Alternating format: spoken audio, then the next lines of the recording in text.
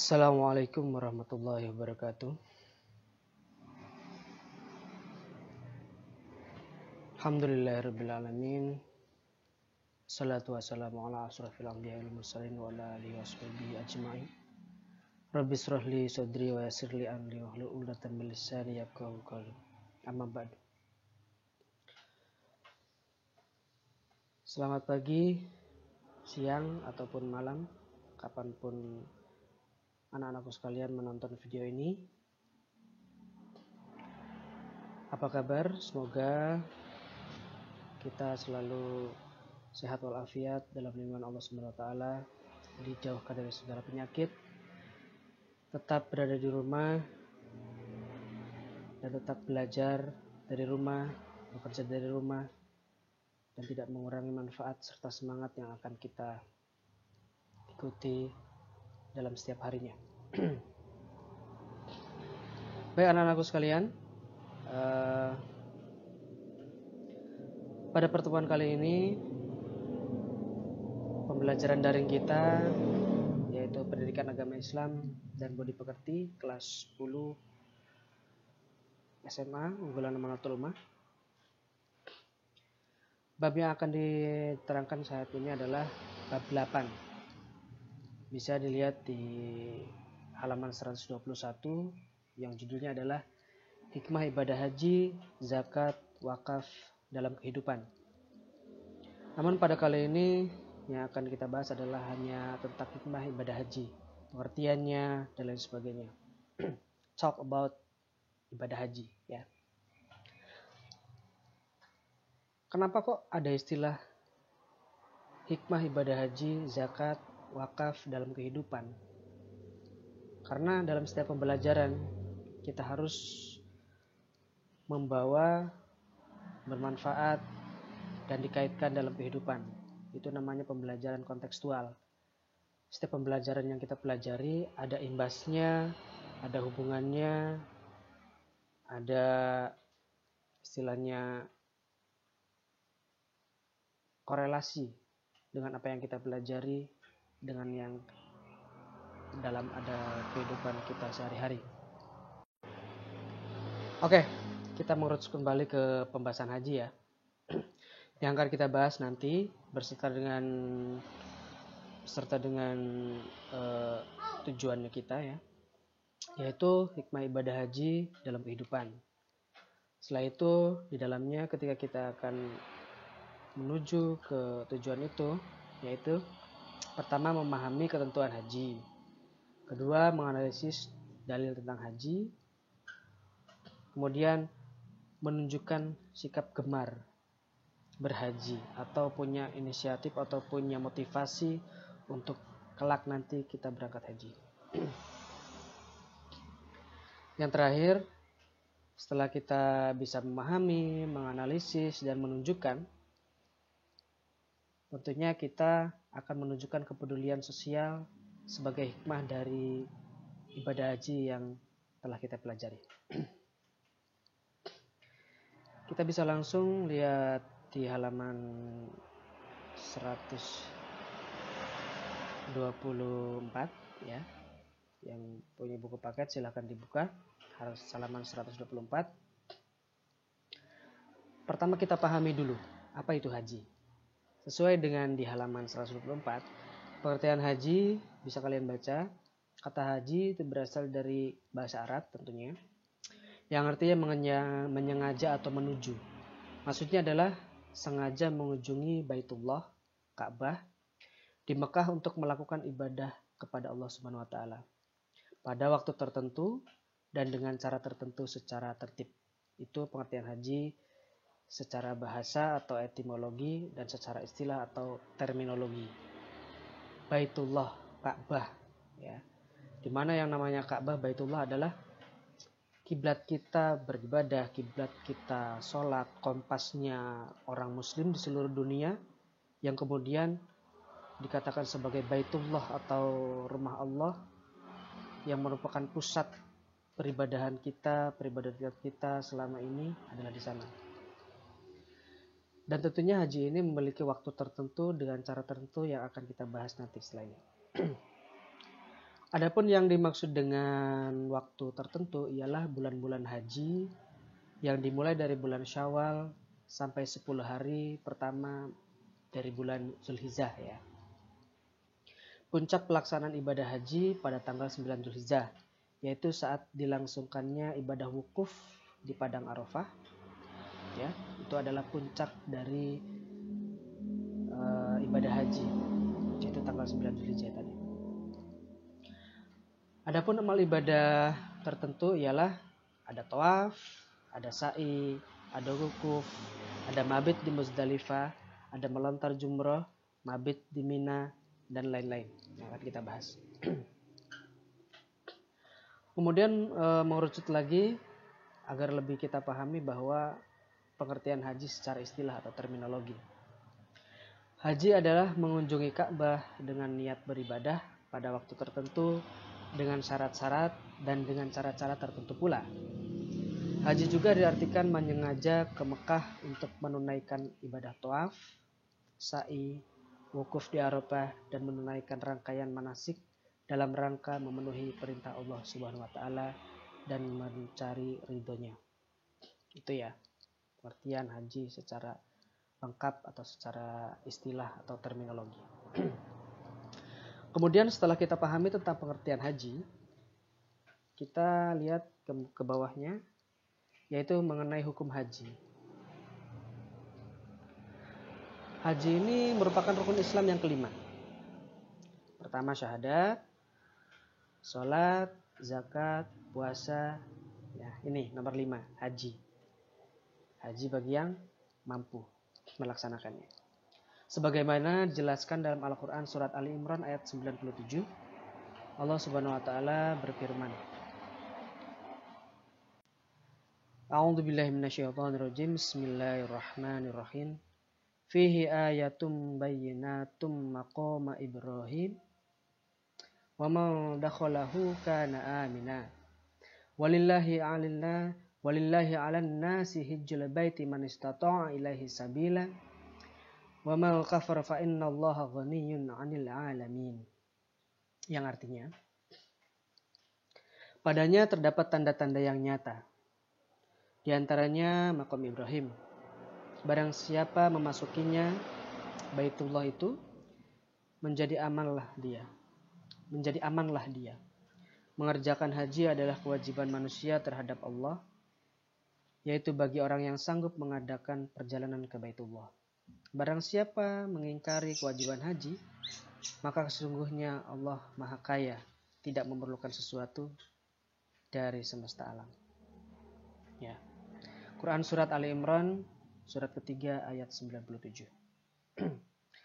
Dari dalil di atas kita tahu bahwa sangat jelas sekali bahwa haji adalah perintah dari Allah Subhanahu wa taala, ya. Quran surat Ali Imran ayat 97. Kewajiban haji adalah sekali dalam seumur hidup. Apabila ada yang melaksanakan haji lebih dari sekali, hukumnya sunnah. Hal ini didasarkan pada hadis Nabi Muhammad SAW yang diriwayatkan oleh Ibnu Abbas radhiyallahu an sebagai berikut. Yang artinya, Rasulullah SAW berkhutbah kepada kami, beliau berkata, "Wahai sekalian manusia, telah dijadikan haji atas kamu sekalian." Lalu Al-Aqra bin Jabis berdiri, kemudian berkata, "Apakah kewajiban haji setiap tahun ya Rasulullah?" Nabi menjawab, "Sekiranya kukatakan ya, tentulah menjadi wajib. Dan sekiranya diwajibkan, engkau sekalian tidak akan mampu." Karena memang mungkin mahal, sulit. Ibadah haji itu sekali saja. Siapa yang menambahi itu berarti perbuatan sukarela saja, yang artinya sunnah. Itu adalah dalil tentang haji wajib cukup hanya dalam sekali seumur hidup. 3. Syarat dan rukun haji. Syarat haji terbagi ke dalam 2 bagian, ya, yaitu syarat wajib haji dan syarat sah haji. Syarat haji ialah perbuatan-perbuatan yang harus dipenuhi sebelum ibadah haji dilaksanakan. Yang namanya syarat pasti sebelum, ya. Apabila syarat-syaratnya tidak terpenuhi, gugurlah kewajiban haji seseorang. Para ulama ahli fikih sepakat bahwa syarat wajib haji adalah diantaranya sebagai berikut ya. Akan saya sebutkan. Pertama, Islam. Jelas. Islam, Muslim, itu adalah orang yang kemudian memiliki syarat melakukan haji. Boleh atau wajib melaksanakan ibadah haji.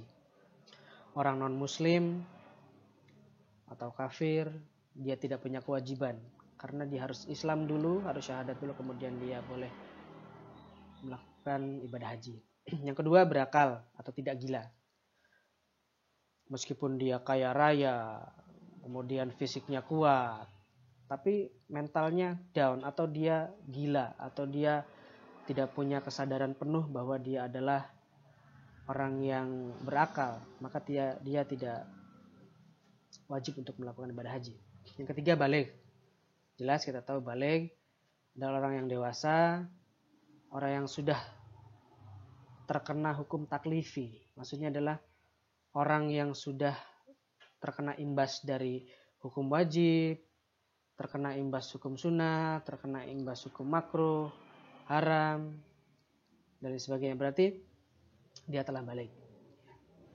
4, ada muhrimnya. Maksudnya adalah dia tidak boleh haji sendiri tanpa ada yang menemani, yaitu muhrimnya. Apalagi orang perempuan. Dia harus ada muhrimnya, suaminya, atau kakaknya, atau adiknya, atau orang tuanya. Ada muhrimnya.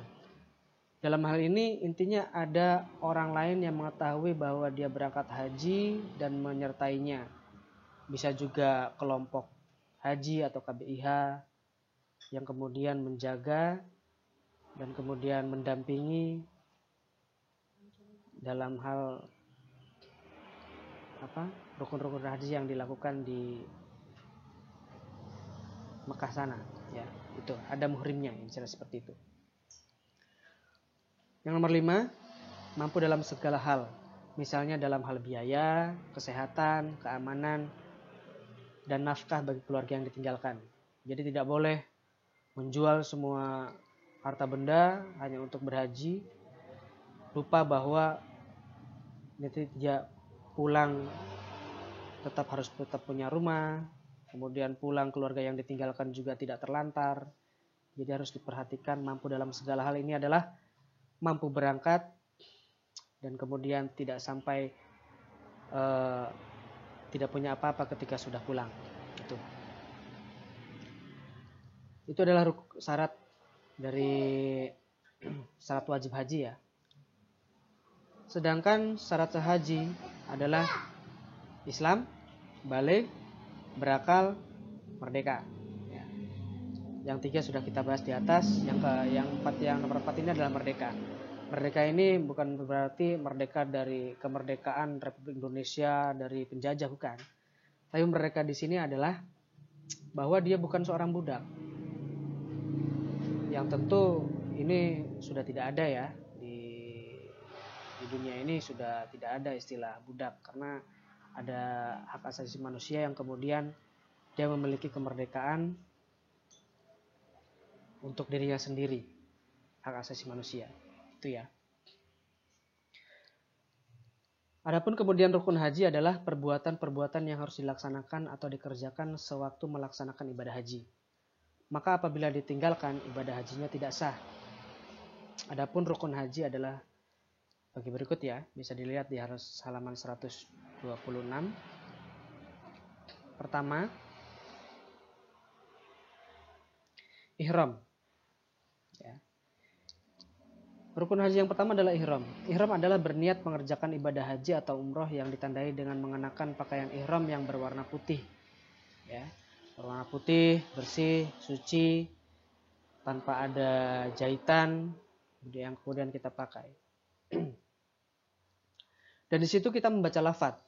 Lafaznya ada 2. Yang pertama, labbaika Allahumma hajjan, itu bagi yang akan melaksanakan ibadah haji. Sedangkan lafaz yang kedua adalah labbaika Allahumma umratan, yaitu bagi yang akan berniat umroh. Ibadah haji dan umroh harus diawali dengan ihram. Apabila dengan sengaja jamaah mikot tanpa ihram, maka dia harus kembali ke salah satu mikot untuk berihram. Intinya ihram ini harus dilakukan ya. Dan di rukun ini berada di paling pertama, awal. Apabila jamaah telah berihram, maka sejak itu berlaku semua larangan ihram sampai tahallul ya. Bisa dilihat halaman 126, di situ ada gambar pakaian ihram yang digunakan jamaah haji atau umroh. Bisa dilihat ya. Yang putih, bersih, suci. Kemudian rukun selanjutnya yaitu wukuf.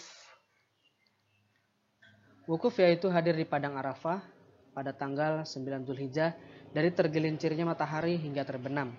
Ingat, tanggal 9 Zulhijjah yaitu setelah yang di awal dikatakan bahwa itu adalah puncak pelaksanaan ibadah haji. Wukuf adalah bentuk pengasingan diri yang merupakan gambaran bagaimana kelak manusia dikumpulkan di padang mahsyar. Yang seperti kata tahu, padang mahsyar adalah tempat yang luas, tempat di mana kita berkumpul setelah dibangkitkan kembali, setelah yaumul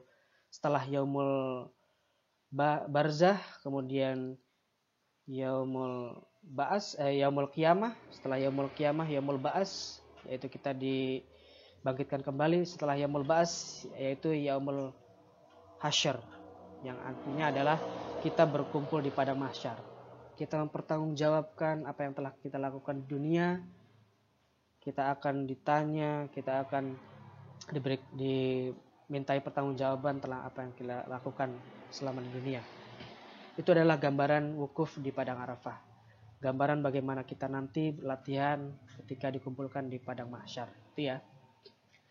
Wukuf di Arafah merupakan saat yang tepat untuk mawas diri, merenungi atas seperti yang pernah dilakukan, menyesali dan bertaubat atas segala dosa yang dikerjakan, serta memikirkan seperti yang akan dilakukan untuk menjadi muslim yang taat kepada Allah Subhanahu wa taala.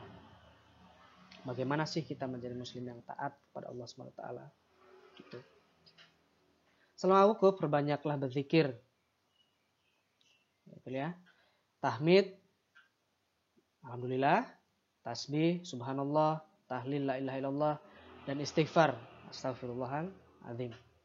Berdoalah sebanyak mungkin karena doa yang kita panjatkan dengan ikhlas dan khusyuk akan dikabulkan oleh Allah Subhanahu wa taala. Amin amin ya rabbal alamin. Ya, itu wukuf. Selama wukuf perbanyaklah berzikir itu tadi kan. Seperti yang kita tahu bahwa subhanallah walhamdulillah wala ilaha wallahu akbar, dan juga tidak pula kita lupa untuk beristighfar. Ya. Wukuf yang dicontohkan Rasulullah SAW diawali dengan sholat berjamaah zuhur dan asar dengan jamak ta'dim qashar. Zuhur asar dengan jamak ta'dim qashar. Kenapa kok ta'dim dan qashar? Karena kita adalah musafir. Kita yang berangkat dari tanah air, kemudian berangkat ke Mekah, itu kita bisa melakukan jamak ta'dim qashar. Kenapa? Karena jamak ta'dim qashar ini dilakukan oleh seorang musafir, tapi tentunya musafir ini adalah musafir dalam keadaan berangkat, tidak berniat maksiat, tapi berniat ibadah, tidak ada unsur maksiat sekali kan. Yaitu jamak takdim. Jamak takdim dilakukan di waktu zuhur di awal. Kalau misalkan maghrib, isya dilakukan di waktu maghrib. Sedangkan qashar adalah menyingkat menjadi separuh dari yang seharusnya, misalkan 4 menjadi 2. Contohnya di zuhur, asar, dan isya. Sedangkan di maghrib tetap dilakukan 3 rakaat seperti biasa ya. Setelah itu dilanjutkan dengan khutbah guna memberikan bimbingan wukuf, seruan-seruan ibadah, dan memanjatkan doa kepada Allah Subhanahu wa taala. Nah, khutbah ini dilakukan oleh ketua kelompok atau pimpinan dari kelompok ABIH biasanya, yang kemudian berkhutbah, memberikan wejangan, memberikan ceramah tentang bagaimana wukuf itu, tentang bagaimana kita beribadah, tentang suran-suran kebaikan lah, dan kemudian memanjatkan doa bersama-sama kepada Allah Subhanahu wa taala. Itu. Pelaksanaan wukuf di Arafah hanya terjadi sekali dalam 1 tahun, yaitu setelah matahari tergelincir melewati pukul 12 siang pada tanggal 9 Zulhijjah itu tadi. Bila pada waktu tersebut jamaah tidak wukuf, maka hajinya tidak sah. dia harus mengulangi lagi di tahun berikutnya, karena tahun itu tanggal 9 Zulhijjah hanya terjadi 1 kali dalam 1 tahun. Itu pentingnya ya. Kemudian rukun haji yang berikutnya nomor 3 yaitu tawaf. Ya, tawaf adalah berputar mengelilingi Ka'bah dan dilakukan secara berlawanan dengan arah jarum jam dengan posisi Ka'bah di sebelah kiri badan. Ya, putarannya melawan arah jarum jam. Tawaf dimulai dari Hajar Aswad, start Hajar Aswad dan diakhiri di Hajar Aswad pula. Start Hajar Aswad, putar 7 kali dan finish di Hajar Aswad pula. Dilakukan sebanyak 7 kali putaran. Ya. Para ulama sepakat bahwa tawaf itu ada 3 macam, yaitu tawaf kudum, tawaf ifadah, dan tawaf wada. Tawaf kudum itu apa sih?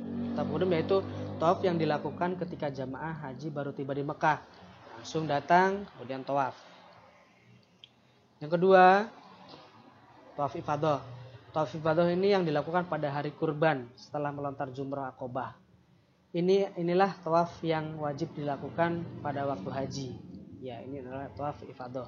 Dilakukan pada waktu haji. Apabila ditinggalkan maka hajinya batal. Ingat, tawaf ifadah adalah tawaf yang paling umum dilakukan dan karena ini adalah wajib. Ya. Yang ketiga, tawaf wada. Tawaf wada yaitu tawaf perpisahan bagi jamaah yang akan meninggalkan Mekah. Ini kebalikannya dari tawaf kudum ya. Kalau tawaf kudum kan di awal ketika datang ke Mekah. Sedangkan tawaf wada adalah bentuk perpisahan kita karena kita akan meninggalkan Baitullah dengan kita melakukan tawaf wada. Ya, itu tawaf perpisahan istilahnya. Adapun ada juga tawaf sunnah adalah tawaf yang dilakukan kapan saja sesuai dengan kemampuan jamaah. Itu tetap tawaf bisa dilakukan kapan saja dan dikatakan sebagai tawaf sunnah namanya. Kapanpun bisa dilakukan. Itu yang sunnah ya. Sedangkan syarat sah tawaf itu ada 7 ya. Yang diantaranya 1 niat. Niat untuk melakukan tawaf. Yang kedua menutup aurat ya, menutup aurat karena seperti tadi menutup aurat. Menutup aurat ini bisa dengan pakaian yang memang menutup aurat. Kalau yang haji dengan pakaian ihram, kalau yang di luar haji yang tawaf sunnah itu tadi bisa berpakaian apa saja yang kemudian menutup aurat ya. 3. Suci dari hadas. Yang artinya kita harus dalam keadaan berwudu, suci dari hadas kecil maupun besar ya. Yang keempat, dilakukan sebanyak 7 kali putaran, sudah kita bahas tadi. Yang kelima, dimulai dan diakhiri di Hajar Aswad. Itu adalah syarat sahnya juga.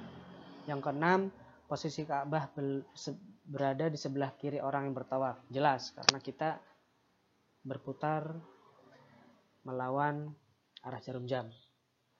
Yang ketujuh, dilaksanakan di Masjidil Haram. Jelas. Karena yang namanya Hajar Aswad ya hanya ada di Masjidil Haram. Kecuali kalau kita latihan manasik haji, latihan di tanah air ya. Sebelum berangkat haji kita latihan tawaf dengan miniatur Ka'bah agar kita terbiasa. Itu boleh dilakukan karena itu hanya sebagai latihan. Ya. Kemudian rukun selanjutnya dalam ibadah haji yaitu sa'i. Sa'i adalah berlari-lari kecil antara Bukit Sofa dan Bukit Marwah sebanyak 7 kali yang dimulai dari Bukit Sofa dan berakhir di Bukit Marwah. Ya. Sa'i dilakukan setelah pelaksanaan ibadah tawaf. Ya. Setelah tawaf kita sa'i. Sa'i pun sama memiliki syarat sa'i, yaitu ada 4. Ya. Di antaranya adalah dilakukan sebanyak 7 kali putaran, ya, naik, turun, naik, turun, naik, turun sebanyak 7 kali. Berawal di Bukit Sofa dan berakhir di Bukit Marwah. Yang kedua, dilakukan setelah tawaf ifadah atau setelah tawaf kudum. Ya, itu rukunnya. Yang ketiga, menjalani secara sempurna jarak Sofa Marwah dan Marwah Sofa. Tidak boleh di pertengahan kemudian turun. atau belum nyampe ke atas sedikit lagi tapi sudah turun lagi, itu tidak boleh. Harus sempurna. Tidak boleh ada diskon di sini ya. Itu. Kalau ada yang tidak mampu, boleh pakai kursi roda. Kemudian ada yang mendorong, boleh lakukan seperti itu. Yang keempat, dilakukan di tempat sa'i. Jelas, yaitu di Bukit Sofa dan di Bukit Marwah. Ya. Selanjutnya, rukun selanjutnya itu tahallul. Tahallul adalah mencukur atau memotong rambut kepala sebagian atau seluruhnya minimal 3 helai rambut. Tapi biasanya ya sekalian aja dipotong biar kita potong botak ya. Menunjukkan bahwa kita bersih. Bahwa kita meninggalkan berbagai macam apa yang dibawa dari tanah air atau sebelum kita haji untuk menunjukkan bahwa kita suci, bersih, dilahirkan kembali. Dengan cara tahallul itu tadi. Tahallul dilakukan setelah melontar jumrah Aqobah pada tanggal 10 Zulhijjah, ya, yang disebut dengan tahallul awal. Setelah jemaah melakukan tahallul awal, ini larangan haji kembali dibolehkan, kecuali berhubungan suami istri tetap tidak boleh. Ya. Tahallul tsani yang kedua ya, macamnya yang kedua.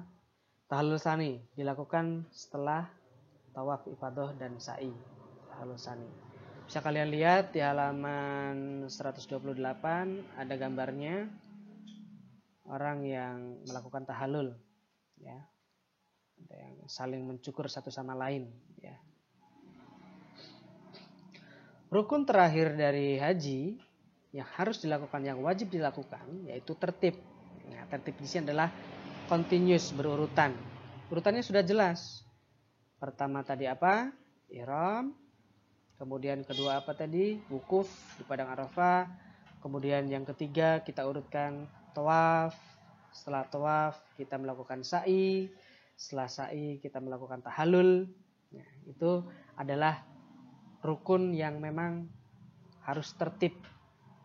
Tertib yaitu berurutan dalam pelaksanaan mulai ihram hingga tahallul. Tidak boleh tahallul dahulukan atau ihram diakhirkan, itu tidak boleh. Harus berurutan sesuai dengan yang saya sebutkan tadi.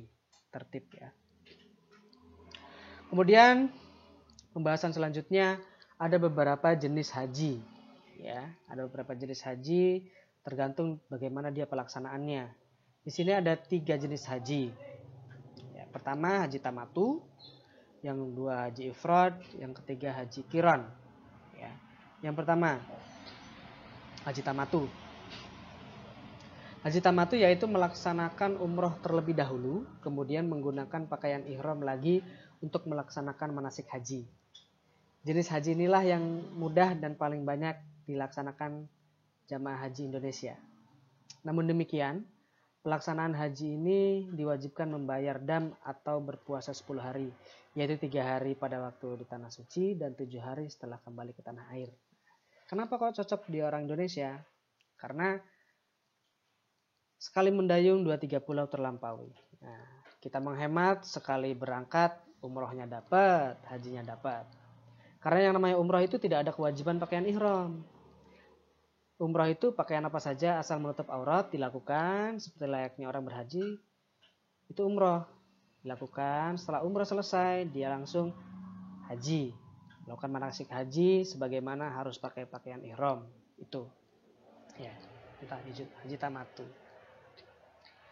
Yang kedua, haji ifrad. Haji ifrad adalah berihram dan berniat dari mikot hanya untuk haji. Dengan kata lain, mengerjakan haji terlebih dahulu, kemudian mengerjakan umroh. Karena datang memang untuk haji. Jadi umrohnya nanti, itu haji ifrad. Jenis haji ini cukup sulit dilaksanakan bagi jamaah haji Indonesia, terutama yang tidak terbiasa mengenakan kain ihram. Ya. Karena datang-datang harus pakai pakaian ihram, harus dia laksanakan dulu manasik hajinya, baru setelah itu umroh. Sepertinya dia mungkin harus ada kebiasaan terlebih dahulu untuk melakukan itu. Sebab semenjak jamaah tiba di Mekah, mereka tidak boleh melepas kain ihram hingga tiba hari raya Idul Adha atau setelah pelontaran Jumrah Aqobah. Jemaah yang melaksanakan ibadah haji ifrad tidak diwajibkan membayar dam. Khusus ini tidak diwajibkan membayar dam, ya, karena kesulitan itu tadi. Yang ketiga, jenis haji berikutnya adalah haji qiron. Haji qiron adalah melaksanakan haji dan umroh dengan satu kali ihram. Artinya, apabila seorang jamaah memilih haji jenis ini, maka jamaah tersebut berihram dari mikot untuk haji dan umroh secara bersamaan. Jemaah yang melakukan jenis haji ini diwajibkan memotong hewan kurban. Kenapa? Karena niatnya haji dan umroh dilakukan sekaligus. Dan konsekuensinya harus memotong hewan kurban. Ini haji qiron. Ya mau gampang saja melakukan haji dan ihram langsung dilakukan dengan satu kali kegiatan, satu kali ihram, itu kan. Berarti kan dia harus memotong hewan kurban sebagai dispensasinya atau sebagai konsekuensinya dia melakukan haji qiron. Ya. Itu dia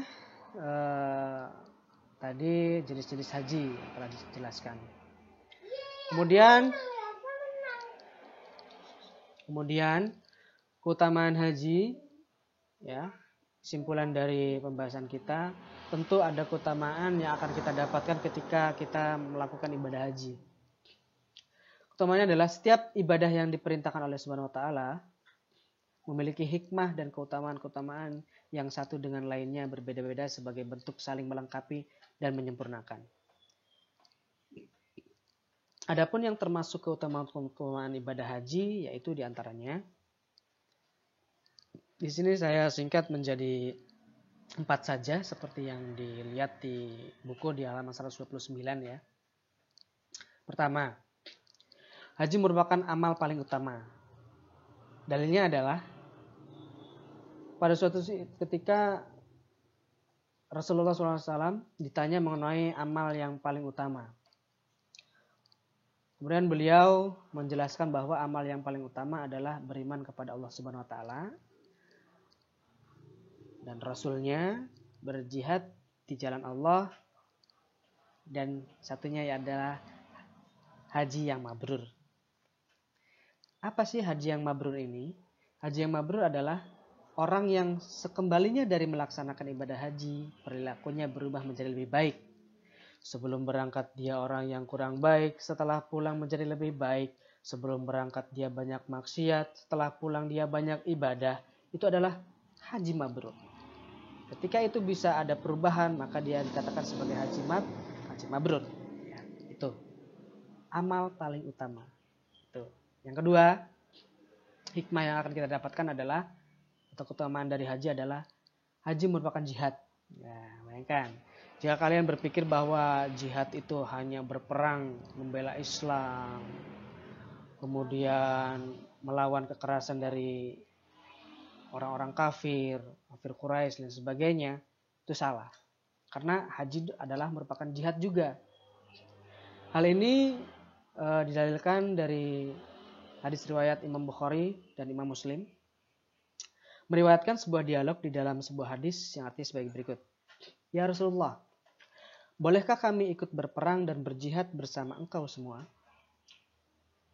Rasul menjawab, bagi engkau ada jihad yang lebih baik dan lebih indah. Bayangkan, yaitu haji yang mabrur. Ujar Aisyah radhiyallahu an pula berujar, ya, setelah mendengar jawaban dari Rasulullah SAW itu, aku tak pernah lagi meninggalkan ibadah haji, kata Aisyah. Hadis riwayat Bukhari dan Muslim. Itu. Yang kedua, keutamaan haji adalah haji merupakan jihad yang paling baik dan indah, kata Rasulullah. Yang ketiga, haji menghapus dosa. Kenapa haji menghapus dosa? Diriwayatkan dari Amr bin As, tatkala Allah Subhanahu wa taala, Amr bin As berkata, ya, tatkala Allah Subhanahu wa taala telah menanamkan di hatiku, aku datang menemui Rasulullah SAW lalu berkata, ulurkanlah tanganmu agar aku berbaiat kepadamu. Rasulullah pun mengulurkan tangannya. Tetapi aku masih mengatupkan telapak tanganku. Maka beliau bertanya, "Bagaimana engkau ini wahai Amr?" Amr jawab, "Aku akan mengajukan syarat." "Apa syaratnya?" tanya Rasulullah. "Yaitu agar aku diampuni," ujarku. Minta pengampunan Amr bin As. Maka beliau bersabda, "Tidaklah engkau tahu bahwa Islam itu menghapuskan keadaan sebelumnya, begitu juga hijrah menghapuskan apa yang sebelumnya, juga haji menghapuskan apa yang sebelumnya." Hadis riwayat Muslim. Maksudnya gimana? Islam itu menghapuskan keadaan sebelumnya, jelas, dari kejelekan kafir Quraisy, dari kejelekan istilahnya kita dulu adalah orang-orang yang bodoh, kemudian Islam datang memberikan peradaban yang lebih baik. Islam menghapuskan keadaan sebelumnya. Hijrah menghapuskan keadaan sebelumnya. Maksudnya adalah setelah dari Mekah yang kemudian banyak penyiksaan, sulit sekali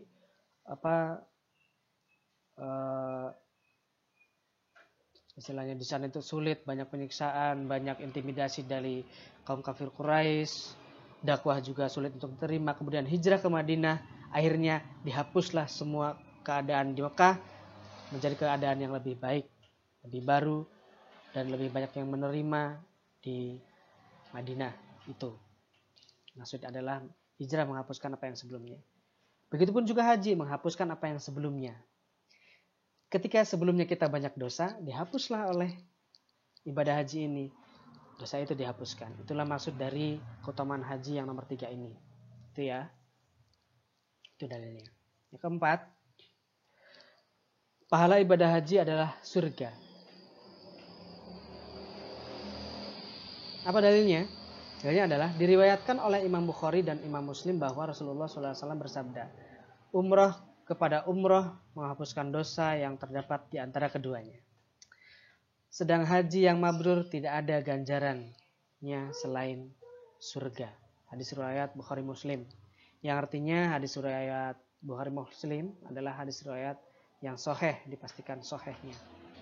Pastikan dalil ini kuat bahwa pahala ibadah haji adalah surga. Itu adalah pembahasan kita. Setelah kita bahas bersama-sama, saya di sini juga kita bersama-sama belajar. Apalagi saya pribadi sendiri memang sama, mungkin sebagian besar dari kalian juga belum pernah berangkat ke sana. Hanya kita berusaha belajar terlebih dahulu sebelum kita bisa melaksanakan yang praktekannya.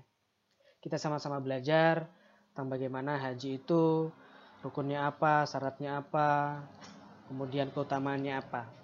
Ya. Terima kasih, sampai di sini. Bisa kalian berikan komentar di bawah komentar. Kalau tidak di Google Classroom, bisa juga di link video yang akan saya upload setelah ini. Ya. Semoga pembelajaran kali ini kita dapatkan manfaat. Ya, amin ya rabbal alamin. Manfaat, barokah. Tetap semangat. Tetap di rumah. Jaga kesehatan.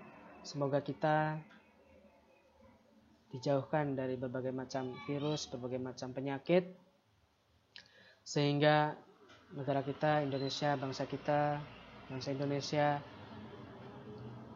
kemudian diberikan kesehatan, keadaan seperti biasa kembali, karena ibadah haji ini bisa jadi terancam tidak terlaksana ketika pandemi ini masih ada di bumi kita. Baik, sampai di sini pertemuan kita. Wallahu muwaffiq ila aqwamit thoriq. Wassalamualaikum warahmatullahi wabarakatuh.